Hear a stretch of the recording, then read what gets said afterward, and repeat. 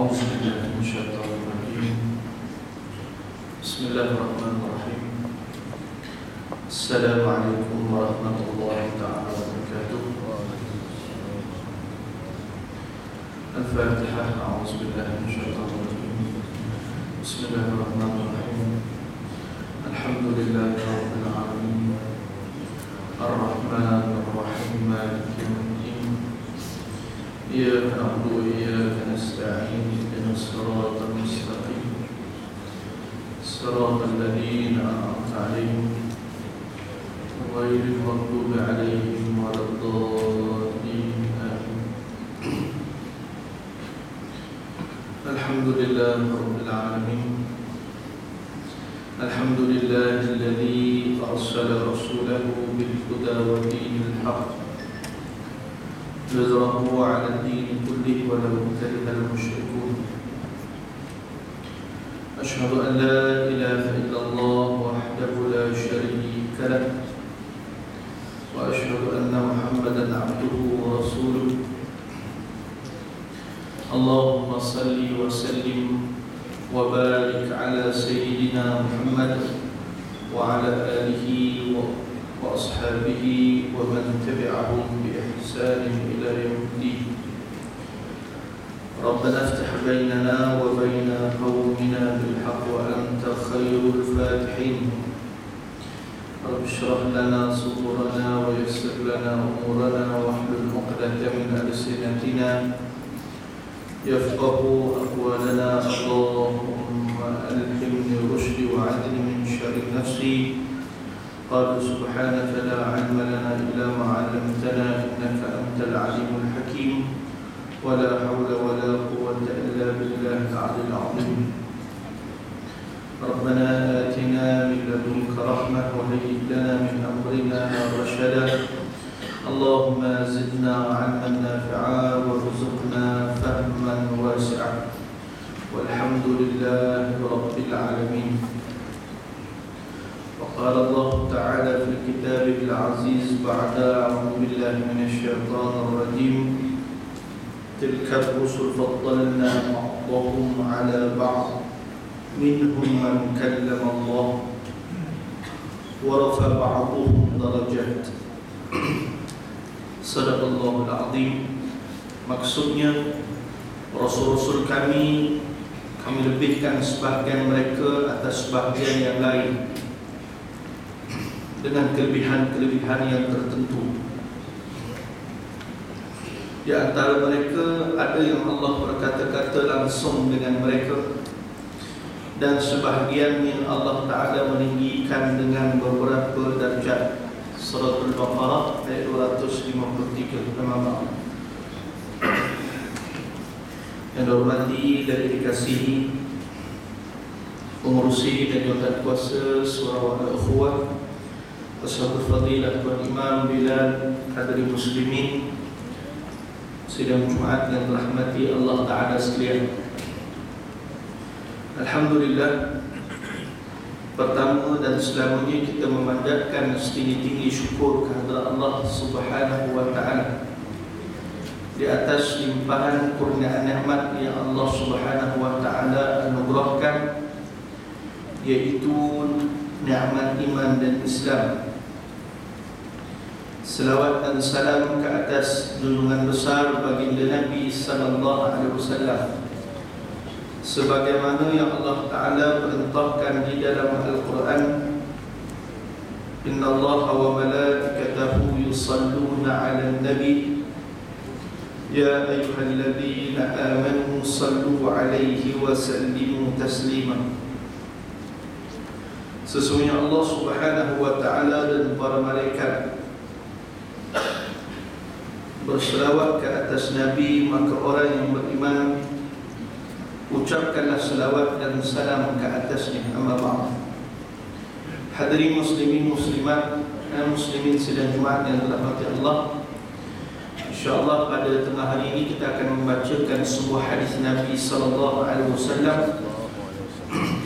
Hadis ini dalam Bukhari, dalam bab raqaat ataupun ar-riqaq, yang mana baginda Nabi SAW menyebutkan tentang orang-orang yang memasuki syurga Allah, yang mereka itu tanpa dihitung amalan.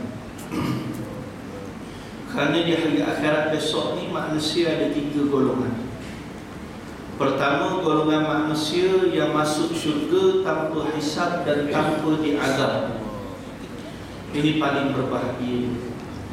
Golongan kedua adalah golongan yang dihisab tetapi tidak diazab. Dan golongan yang ketiga, mereka itu dihisab dan diazab. Dan hadirin muslimin muslimat dikasihi sidang Jumaat yang dirahmati Allah, perjalanan di hari kiamat ini, pada waktu menunggu hisab itu sudah cukup mengusarkan dan merisaukan kita.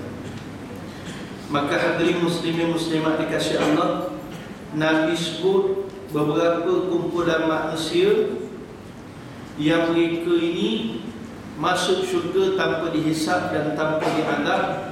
Ada hadis daripada Ukasyah, dan hadis ini adalah daripada Ibnu Abbas.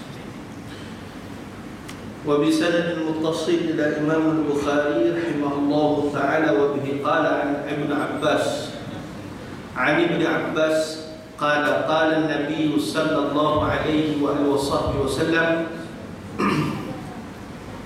عرضت علي الأمم فأخذ النبي يمر معه الأمة والنبي يمر معه النفر والنبي يمر معه 10 والنبي يمر معه 5 والنبي يمر وحده فنظرت فإذا سواد كثير قلت يا جبريل هؤلاء أمتي قال لا ولكن انظر إلى الأفق فنظرت فإذا سواد كثير فقال هؤلاء أمتك وهؤلاء 70,000 قدامهم لا حساب عليهم ولا عذاب قلت ولما قال كانوا لا يكتوون ولا يسترقون ولا يتطيرون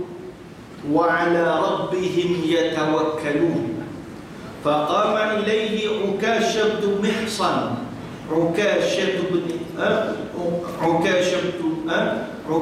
بن محصن فقال ادعوا الله أن يجعلني منهم قال اللهم اجعله منهم ثم قام إليه رجل آخر قال ادعوا الله أن يجعلني منهم قال سبقك بها عكاشة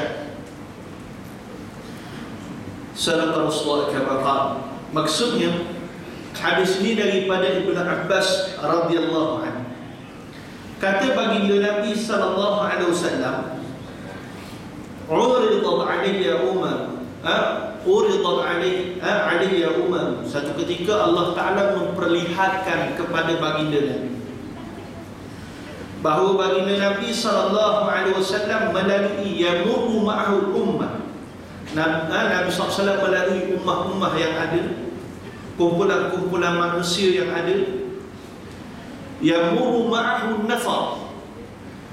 Satu ketika Allah Ta'ala tunjukkan Nabi lalu yang ada ummah ni seorang ni, umat-umat Nabi dulu ni ada hak lalu seorang ni. Wa Nabi yamurru ma'ahu 10. Ada hak Nabi lalu, Nabi tengok umat ni 10 orang. Wa Nabi yamurru ma'ahu 5. Lalu lagi tengok ada 5 orang. Kumpulan-kumpulan, ada seorang, ada satu kumpulan seorang dia, satu kumpulan 10 orang dia, satu kumpulan 5 orang dia. Hak beriman. Ini waktu tu Nabi tak tahu lagi siapakah kumpulan-kumpulan manusia ni. Wan nabiyyu yamurru wahdahu fanadhartu idza sawadu kathirun qultu ya Jibril haula'i ummati. Dan bila Nabi tengok, tiba-tiba tengok ramai orang, tengok ramai, umat ini, maka baginda Nabi bertanya kepada Jibril alaihi salam. Nanti kita akan urai ketika mana Allah Ta'ala perlihatkan, ya. Lalu bila Nabi tengok ramai, Nabi tanya pada Jibril, haulai ummati, apakah mereka ni adalah umat aku, wahai Jibril? Maka kata Jibril alaihi salam, qala la, walakin dhur ila ufuq fa nadartu fa idza sawadu kathir, qala haulai ummatuka wa haulai 70,000. Jadi baginda Nabi SAW bila bertanya kepada Jibril alaihi salam, ya, apakah yang dia nampak ramai itu adalah umat baginda Nabi? Jibril kata tidak. Ni kamu angkat kepala kamu di ufuk langit, tengok ke atas, ha? Tiba-tiba baginda Nabi lihat ramai orang di atas langit. Dan kata Jibril, maka itulah ummatuka, itulah umat kamu wahai Muhammad sallallahu alaihi wasallam, yang mereka itu berjumlah 70,000, 70,000. Sudah. Kalau 70,000 kita masuk dah umat dia ni, juta dah umat Nabi daripada zaman Nabi sampai kepada kita. Siapakah 70,000 tu? Tak habis lagi. 70,000. Dan kata Jibril alaihi salam, qaddamahum la hisab alaihim wala adab. Mereka ni orang yang paling awal dimasukkan dalam syurga, dan mereka itu tidak dihisab. Ni sebagaimana ayat Quran, wa kuntum azwajan thalatha, kamu dibahagikan 3 golongan. Antara golongan awal dimasukkan ke dalam syurga as-sabiqun al-awwalun ulaika al-muqarrabun fi jannatin na'im. Ni orang yang diawalkan masuk syurga, paling awal masuk syurga, mereka tu tak kena hisab, tak kena azab, straight fast line masuk ke dalam syurga. Tapi apakah amalan 70,000 orang ni yang sehingga mereka dapat fast line untuk masuk syurga ni? Maka disebutkan, qultu wa lima. Kemudian baginda Nabi tanya, dah apa? Mengapa mereka itu boleh masuk syurga tanpa dihisab dan tanpa diazab? Kenapa begitu mudah mereka? Apa amalan mereka? Apa yang mereka buat di atas muka dunia ni? Ni kita nak tahu supaya kita dapat amal, dapat ikut, supaya dapat bahagian daripada 70,000 itu. Maka kata Jibril alaihi salam, apa dia sifat mereka? Kanu la yaktawun. Ni sifat pertama, kanu la yaktawun. Yang kedua, wala yastaratun. Dan yang ketiga, wala yatatayyarun. Dan yang keempat, wa ala rabbihim yatawakkalun. Apa dia maksudnya? Yang pertama, mereka tidak menggunakan api yang berlebihan. Yakni mereka tidak berubat dengan api yang berlebihan. Apa maksud nanti kita akan urang. Yang kedua, mereka tidak berubat dengan jampi-jampi. Ini yang kedua. Dan yang ketiga, yatatayyarun, mereka tidak membaling burung untuk mengetahui nasib mereka. Kerana orang Arab jahiliah kalau dia nak bermusafir, ya, bila dia nak bermusafir, maka mereka akan baling burung, akan tengok bagaimana keadaan burung tadi. Kalau keadaan burung itu baik, maka bererti dia bermusafir tanpa sebarang masalah, maka dia akan bermusafir. Tapi kalau tengok keadaan burung tu tak baik, maka mereka tidak akan bermusafir. Ini orang Arab jahiliah, mereka bertilik-tilik begitu. Dan yang keempat, wa ala rabbihim yatawakkalun. Dan mereka itu bertawakal, hanya bertawakal kepada Allah. Jadi hadirin rahmati Allah, kita nak uraian yang pertama, diperlihatkan kepada Nabi ini pada waktu bila? Kerana disebutkan oleh baginda Nabi sallallahu alaihi wasallam, uridat ala umami, uridat alayya umam, fa akhadha an-nabiy yaqulu ma'ahu ummah. Bila Nabi diperlihatkan ini, Di sini para muhaddithin menyebutkan Nabi diperlihatkan. Pandangan pertama, Nabi diperlihatkan umatnya ni pada ketika peristiwa Isra' dan Mi'raj. Pada ketika itu Allah Ta'ala perlihatkan kepada Nabi bagaimana umatnya, keadaan umatnya, bagaimana letak duduknya mereka di hari akhirat besok. Ya? Itu pertama. Dan yang kedua, di sisi para muhaddithin menyebutkan ada pun ia juga terjadi di dalam mimpi baginda Nabi, kerana mimpi baginda Nabi itu merupakan wahyu. Namun yang lebih kuat adalah ia berlaku ketika peristiwa Isra' dan Mi'raj. Dan pada hadis yang kita huraikan ini, bagaimana baginda Nabi SAW menunjukkan kepada kita bilangan umat-umat yang terdahulu sangat berbeza-beza. Walaupun ada umat Nabi, ada Nabi-Nabi yang dahulu hidup mereka panjang, tapi umat mereka sedikit.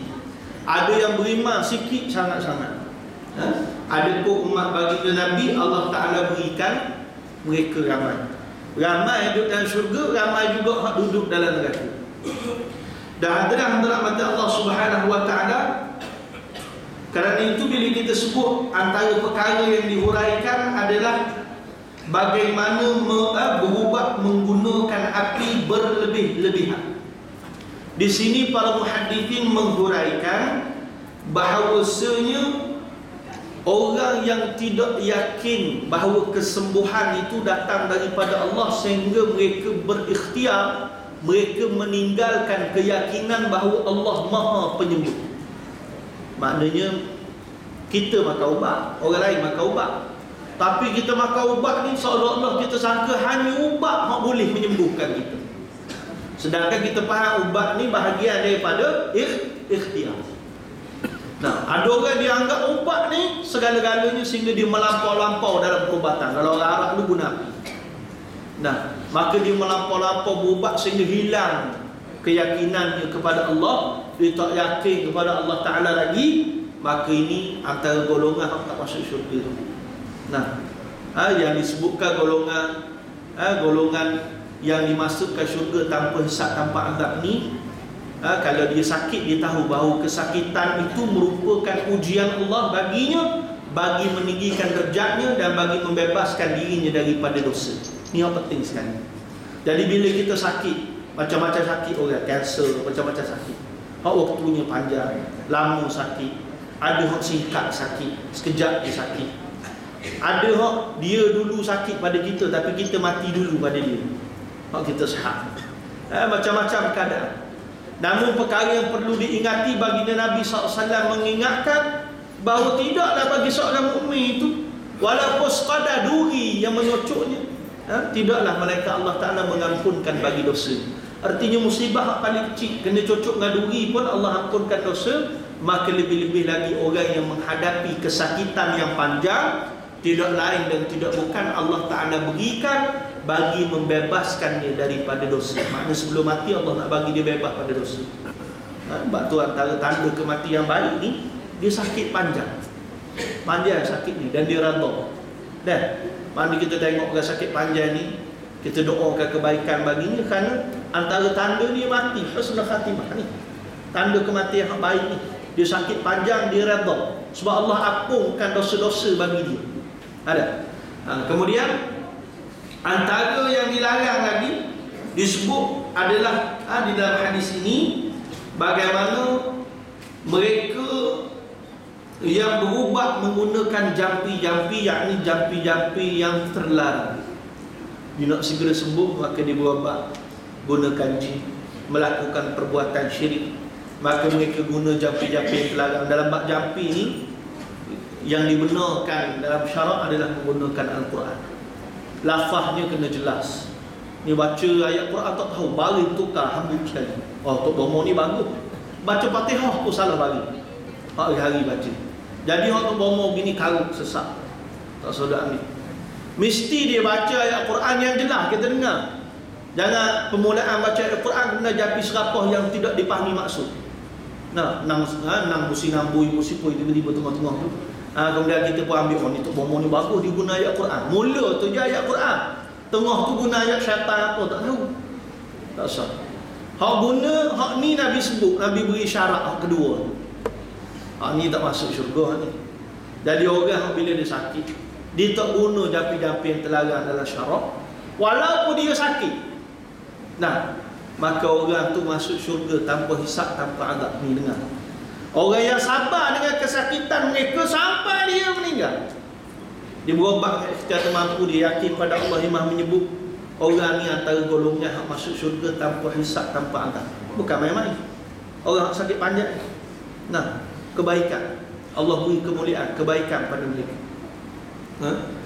Kemudian yang ketiga tadi, golongan suka tilik nasi. Ni tak masuk syurga. Suka tilik macam-macam cara tilik. Ni buka Facebook lah, dia tekan bila dia akan berkahwin, 20 tahun lagi. Dia tu nikah 2 dah. Klik lagi, jenis mainan teka-teka lagu tu. Nah, tak sah.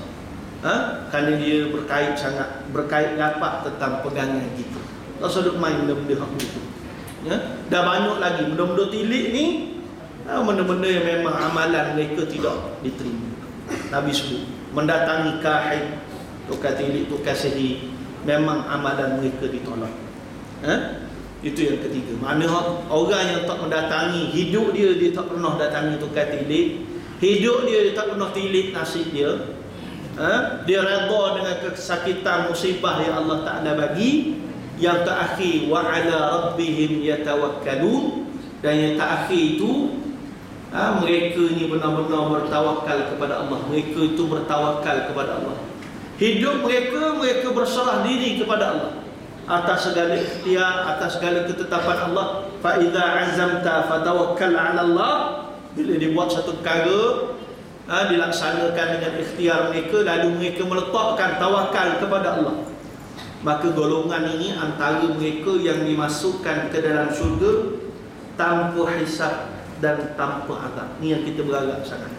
Nah, kerana hisab tu saja cukup dahsyat dah bagi mereka yang berbuat dosa. Sebab baginda Nabi sebut, man nuqisha hisab al-'udhib. Ni Nabi sebut pada Aisyah, siapa yang susah hisab tu, tanda mereka ni diazab. Dan hadirin rahmati Allah Subhanahu wa taala sekalian, dan begitulah Allah Subhanahu wa taala memasukkan golongan ini ke dalam syurga. 70,000, 70,000 golongan yang tidak dihisab dan tidak diazab. Dan hadirin rahmati Allah, kita sebut dah 3 golongan tadi. Golongan pertama, mereka yang tidak dihisab dan tidak diazab. Golongan yang kedua, mereka itu dihisab tapi hisabnya ringan, mudah, tetapi tidak diazab. Yang ini golongan para salihin. Dan golongan yang ketiga, mereka itu dihisab, hisabnya panjang, sukar, kemudian mereka itu diazab. Ada hadirin rahmati Allah Subhanahu wa taala sekalian. Dan ada pun disebut pengarang, ada pun sifat orang yang masuk syurga tanpa dihisab dan diseksa, maka ia tidak terlintas dalam hati jika hadis ini tidak menerangkannya. Oleh sebab itu dinyatakan di dalam sebahagian riwayat hadis bahawa Nabi SAW memberitahu kepada mereka pada mulanya potongan hadis yang pertama, kemudian baginda masuk ke dalam rumah. Maka para sahabat ingin mengetahui sifat orang yang masuk syurga tanpa hisab dan diseksa. Lalu sebahagian mereka itu berkata, semoga mereka itulah adalah orang yang hidup bersama Rasulullah sallallahu alaihi wasallam. Maka sebahagian orang lagi berkata, semoga mereka adalah orang-orang yang lahir dalam keadaan Islam dan mereka tidak menyekutukan Allah dengan suatu pun, dengan mengerjakan perbuatan jahiliah. Golongan ketiga dikatakan mereka adalah para syuhada. Jadi hadirin rahmati Allah Subhanahu wa taala, jadi hadis ni cerita bagaimana sahabat bila Nabi sebut tentang 70,000 golongan yang dimasukkan ke dalam syurga tanpa dihisab dan diazab. Sahabat-sahabat ni bila Nabi sebut, setelah Nabi sebut, sahabat tanya, siapakah mereka itu? Nabi masuk dalam rumah. Nabi tak jawab. Nabi keluar, baru Nabi SAW jawab golongan-golongan tadi. Menyebabkan nak tunjuk pada kita bahawa Nabi kalau dia nak jawab, dia boleh jawab terus. Tapi nak sebut apa yang Nabi jawab adalah berdasarkan wahyu Allah Ta'ala. Nabi tak cakap melainkan perkara itu merupakan wahyu Allah Subhanahu Wa Ta'ala. Dan hadirin rahmati Allah, dan golongan yang masuk syurga tanpa hisab, tanpa azab ini juga telah didetailkan oleh Al-Imam Ibnu Katsir bila mana dia menafsirkan suratul Waqiah. Golongan as-sabiqun al-awwalun ulaikal muqarrabun fi jannatin 'adn. Golongan ini adalah siapa yang masuk syurga tanpa hisab, tanpa azab. Yang paling awal Allah Ta'ala masukkan dalam syurga ini adalah mereka minan nabiyyin, siddiqin, syuhada. Nah, kalangan para nabi, kemudian orang yang paling awal membenarkan risalah yang dibawa oleh para nabi, dan yang ketiga adalah orang yang mati mempertahankan risalah para nabi, syuhada. Mereka tu kerana akhirat besok ni ada manusia dilalui titian sirat. Kerana kita di hari akhirat ni satu lapangan mahsyar. Di antara lapangan mahsyar dengan syurga ada titian sirat di tengah-tengah. Titian sirat itu Nabi gambarkan ia penuh duri daripada besi. Nabi gambarkan sebagaimana sebatang pohon yang dipenuhi dengan duri, maka begitulah titian sirat. Ada yang melaluinya sepantas kilat, ada yang melaluinya sebagaimana anak panah sahma yang dilepaskan daripada kabil al-qaus, sebagaimana anak panah yang dilepaskan daripada busur panah. Ada yang melaluinya dengan berlari, ada yang melaluinya dengan berjalan, merangkak, macam-macam keadaan. Semuanya kembali kepada amalan mereka. Apa amalan? Ni kita duduk atas dunia ni, kita kena tanya apa amalan kita yang kita dah buat untuk kita lalu titian sirat itu dengan begitu mudah. Ada dah amalan yang kita buat lagi? Sama ada sedekah jariah ke, puasa ke, salat malam ke, menyebarkan perkataan yang baik ke, tahan diri daripada menyebut perkataan yang buruk ke, ataupun menjadi orang yang memperjuangkan agama Allah dan mati atas perjuangan menegakkan agama Allah. Ini salah satu ciri. Antara sahabat Nabi yang disebut syahid yang hidup, siapa dia? Talhah bin Ubaidillah. Talhah, Nabi sebut dia syuhada yang hidup, syahid yang hidup. Sebab apa? Hidup dia tidak pernah kenal erti penat menyebarkan risalah tauhid, tidak pernah penat memperjuangkan agama Allah Subhanahu Wa Ta'ala. Tubuhnya penuh dengan luka. Talhah ni orang kaya, mulus, comel je tubuh.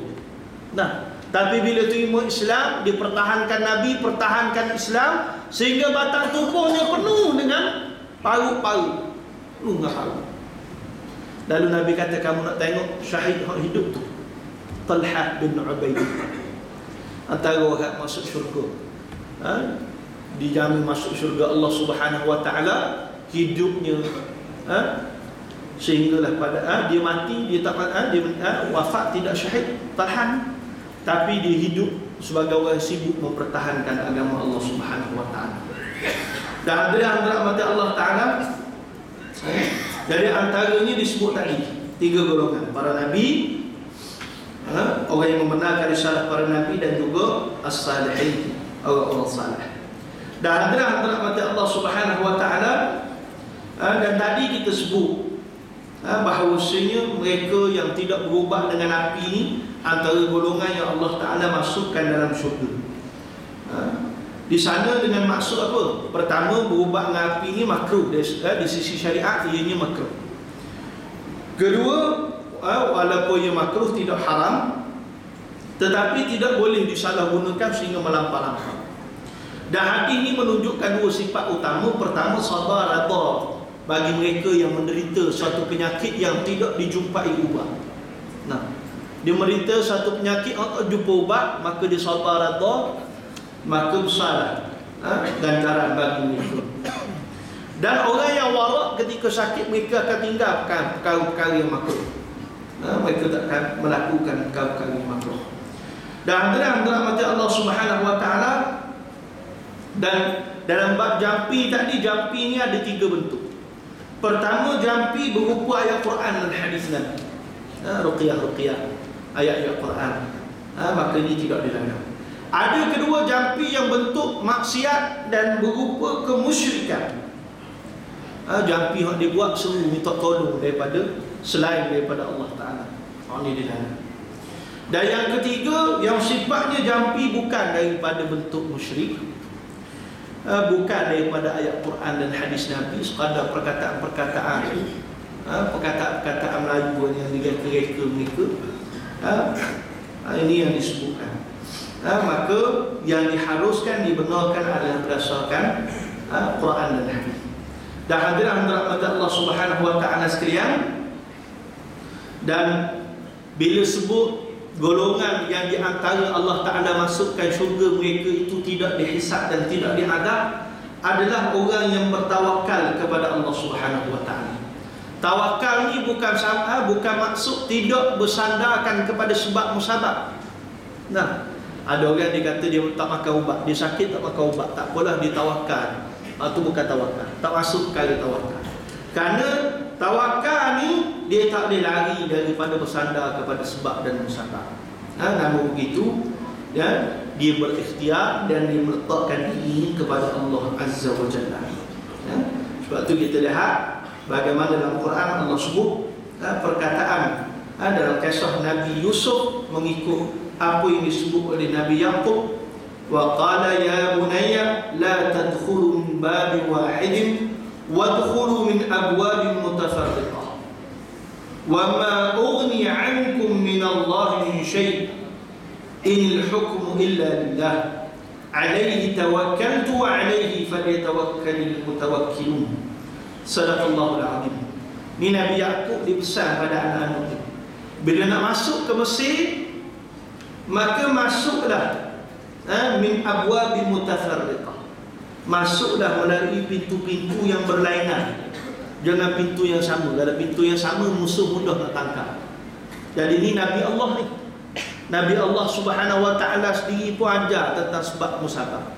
Nah, kalau ikut Nabi ni tinggi dah tawakal pada Allah Taala, tapi dia tak ajar kita tak apa, pergi je, buat je tanpa fikir apakah implikasi dan lain-lain.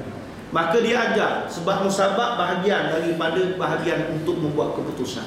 Dalam masa yang sama, manusia mesti tidak hilang tawakalnya kepada Allah Ta'ala. Mereka berikhtiar. Supaya juga Nabi bila berperang, Nabi atur strategi bila perang. Dah, bukan kata Nabi kekasih Allah, Nabi tak atur strategi, perang tanpa strategi. Dah, Nabi penuh berstrategi. Dalam Uhud ada bahagian letakkan sahabat pada Jabal Rami, ditugaskan, diamanahkan untuk memanah, jangan turun daripada bukit itu, sehingga diperintahkan oleh baginda Nabi sallallahu alaihi wasallam. Ini sebagai satu contoh. Jadi bagaimana baginda Nabi untuk faham maksud tawakal itu, mesti dia bersandarkan kepada sebab musabab. Dalam masa yang sama, mereka setelah di atas ikhtiar mereka itu, mereka meletakkan segala keputusan kepada Allah. Itulah sikit daripada golongan yang kita kira yang Allah Subhanahu wa taala masukkan mereka ini di dalam golongan yang disebutkan oleh baginda Nabi sebagai orang yang masuk syurga tanpa hisab dan tanpa adab. Tadi dalam hadis ada sebut berkaitan tentang Ukasyah. Sebab Ukasyah ni bila Nabi sebut hadis ni, Ukasyah bin Mihsan ni seorang sahabat Nabi. Ukasyah bin Mihsan. Ukasyah ni bila Nabi sebut hadis ni, Ukasyah ni tanya kepada Nabi, wahai ya Rasulullah, apakah aku ni masuk dalam golongan 70,000 tadi? Ni lebih sahabat. Ukasyah tanya Nabi demikian. Nabi kata, ya, kamu masuk dalam golongan itu. Nah, kemudian ada sahabat lain, setelah Ukasyah tanya, sahabat lain pun tanya pada Nabi juga, ya Rasulullah, apakah aku juga masuk sama syurga tanpa hisab, tanpa azab? Nabi kata, Ukasyah telah mendahului kamu. Maknanya Ukasyah dulu, paling awal masuk syurga, paling dahulu akan dimasukkan dalam syurga Allah. Jadi hadirat mati Allah, para muhaddis bincang, apakah Ukasyah ini tergolong dalam ahli syurga kerana kedudukannya yang tinggi, ataupun disebabkan amalan ataupun daripada doa baginda Nabi sallallahu alaihi wasallam. Apakah Ukasyah tadi ni masuk syurga tanpa hisab, tanpa azab sebab doa Nabi, ataupun memang amalan dia, ataupun memang kedudukannya tinggi? Maka di sana kata pengarang, jika seandainya doa sahaja mencukupi, nescaya Rasulullah sallallahu alaihi wasallam akan doakan setiap orang yang hadir daripada kalangan para sahabat. Dan tidak mungkin baginda berkeberatan kepada yang satunya yang menyusun ayat yang lembut, sama ada keberatan itu disebabkan sahabat itu belum sampai kepada martabat ini atau ingin menutup tajuk ini. Bagaimana tadi tersebut, bila Ukasyah tanya pada Nabi, Nabi kata ya, Ukasyah mendahului. Kemudian ada sahabat kedua tanya pada Nabi, Nabi tak beritahu bahawa dia masuk dalam golongan 70,000 itu. Jadi nak sebut, kalau semata-mata doa Nabi saja, nescaya Nabi boleh doa semua para sahabat masuk syurga tanpa hisab, tanpa azab, termasuk kita semua sekali umat Nabi. Tapi dia mesti dengan amalan saleh mereka. Tidak dapat tidak dengan amalan saleh. Kerana itu Ukasyah dapat derajat yang masuk syurga tanpa hisab, tanpa azab ini kerana dia adalah seorang yang memang taat, kerana dia antara orang yang awal masuk Islam, kemudian hijrah ke Madinah, berperang dalam peperangan Badar, dan perang sungguh-sungguh dalam perang Badar sehingga pedang dia patah. Jadi layaklah bagi Ukasyah ni untuk masuk syurga tanpa hisab dan tanpa azab. Ini amalan Ukasyah. Sebelum dia dibenarkan, dikatakan oleh Rasulullah untuk mendapat kemuliaan memasuki syurga tanpa hisab, tanpa azab. Artinya tuan-tuan, kita mesti terus beramal saleh. Mudah-mudahan dengan itu ia memberi manfaat kepada kita di hari akhirat nanti. Dan antara perkara yang tidak putus adalah amalan saleh kita. Jadi saya kira cukup sekadar itu, mudah-mudahan memberi manfaat. Dan akhirnya di belakang sana ada tabung bagi Ma'had Al-Munir. Kita telah membuat pembesaran Dewan Salat, keseluruhan kosnya 12,000, dan telah siap selesai, pelajar dah gunakan. Cuma lagi kita berbaki 5,000 untuk membayar hutang kepada pihak kontraktor, dan kita lalukan sumbangan tuan-tuan, perempuan. Mudah-mudahan Allah Ta'ala melipat gandakan ganjaran, rahmat dan kebaikan buat antara sekalian. Sekian, Assalamualaikum warahmatullahi ta'ala wabarakatuh.